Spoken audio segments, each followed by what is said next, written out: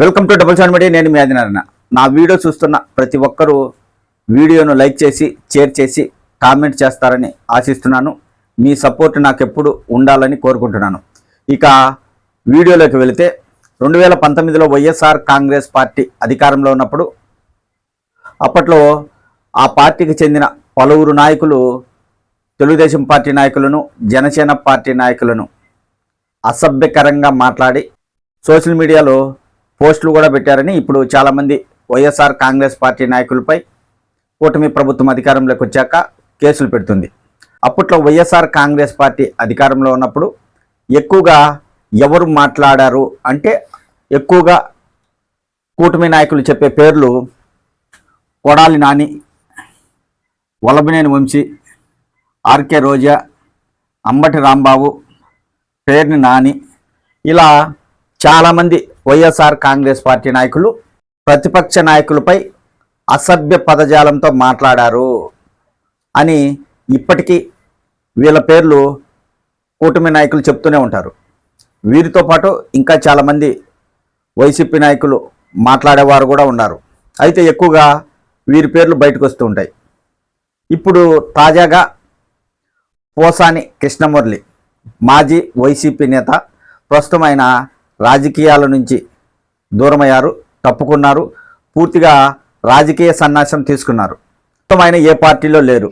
అయితే తాజాగా ప్రస్తుత ముఖ్యమంత్రి చంద్రబాబు గారు, డిప్యూటీ సీఎం పవన్ కళ్యాణ్ గారిపై అసభ్య పదజాలంతో మాట్లాడారు.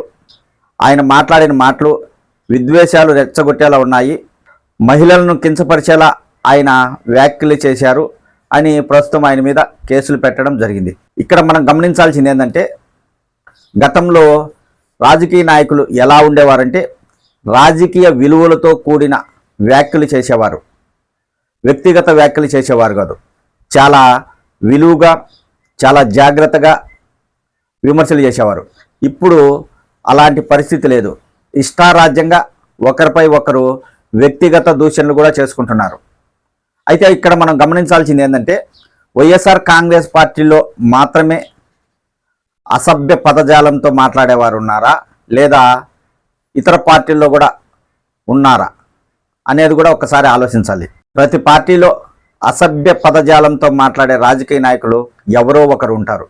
మిగతా పార్టీలలో అసభ్య పదజాలం ఎవరూ వాడలేదా అని ఒక్కసారి మనము తెలుసుకుంటే మీకు నేను కొన్ని పేర్లు చెప్తా. ఈరోజు సాక్షి కూడా రాయడం జరిగింది. సాక్షి పేపర్ ఒక ప్రత్యేక కథనం కూడా రాసింది. గతంలో వైఎస్ఆర్ కాంగ్రెస్ పార్టీ నాయకులపై కావచ్చు, జగన్మోహన్ రెడ్డిపై కావచ్చు, ఎవరు ఎలాంటి వ్యాఖ్యలు చేశారు అనే దానిపై. మొదటగా మనం చూస్తే ప్రస్తుత డిప్యూటీ సీఎం పవన్ కళ్యాణ్ గారు పలు సభల్లో డైమండ్ రాణి రోజా కూడా నన్ను తిడుతుంది, నువ్వు కూడానా, ఇక ఏమనుకోవాలి. అలాగే కాకినాడ సభలో జనసేన వచ్చిన రోజున బట్టలోడిదీసి కాకినాడలో గల్లీ గల్లీ సందు సందు తిప్పిస్తా, ద్వారంపూడి చంద్రశేఖర్ రెడ్డికి రోజులు దగ్గర పడ్డాయి, లెక్క పెట్టుకో, నువ్వు బలిసి కొట్టుకుంటున్నావు, వీధి వీధి తన్ని తీసుకెళ్తా, చెమడాలు ఒలుస్తా.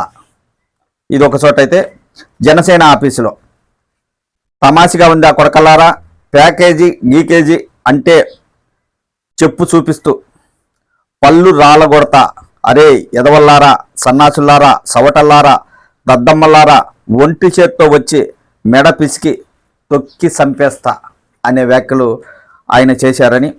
అలాగే నేను సై రా, ఈరోజు కొడకల్లారా గుర్తుపెట్టుకోండి, చెప్పండ్రా, రాడ్లా, ఆకియా, స్టిక్కులా, రాళ్ళ, ఒంటి చేత్తో దేనికైనా రెడీ, ఛాలెంజ్ విసురుతున్నా అని ఆయన పలుమార్లు ఇలాంటి వ్యాఖ్యలు చేయడం జరిగింది.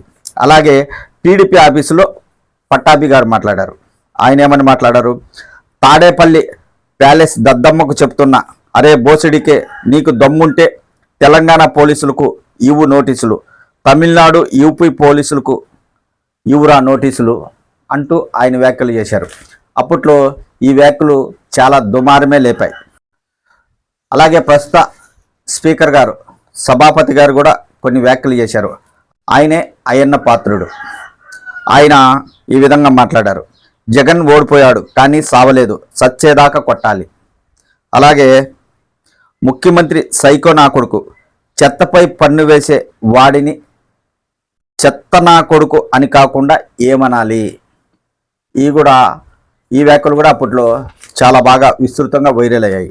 అలాగే ఒక యువగలం సభలో అచ్చెన్నాయుడు గారు మాట్లాడుతూ, తాట తీసి తోలు ఒలుస్తాం, కొంతమంది పోలీస్ అధికారులు ఉన్నారు, ఎస్పీని అడిగితే 500 మందిని బందోబస్తు కోసం ఇచ్చామన్నారు. ఎందుకు ఇచ్చారు అంటే ఇంకా వేరే విధంగా తినడానికి వచ్చారా అని ఆయన వ్యాఖ్యలు చేశారు. అలాగే ఇక ప్రస్తుత ఐటీ శాఖ మంత్రి నారా లోకేష్ బాబు గారు, సిగ్గుందా నీకు? సైకో జగన్ చెప్పాడా? లండన్ నుంచి ఫోన్ చేశాడా? ముండలను మింగడానికి వెళ్ళాడా అక్కడికి అని అప్పట్లో పోలీసులను ఉద్దేశించి ఆయన మాట్లాడారు. అలాగే కాళహస్తిలో వాళ్ళ పార్టీ ఆఫీసులను 100 పగలగొడతాం, వాళ్ళను కడ్రాయిలతో ఊరేగింపు చేస్తాం.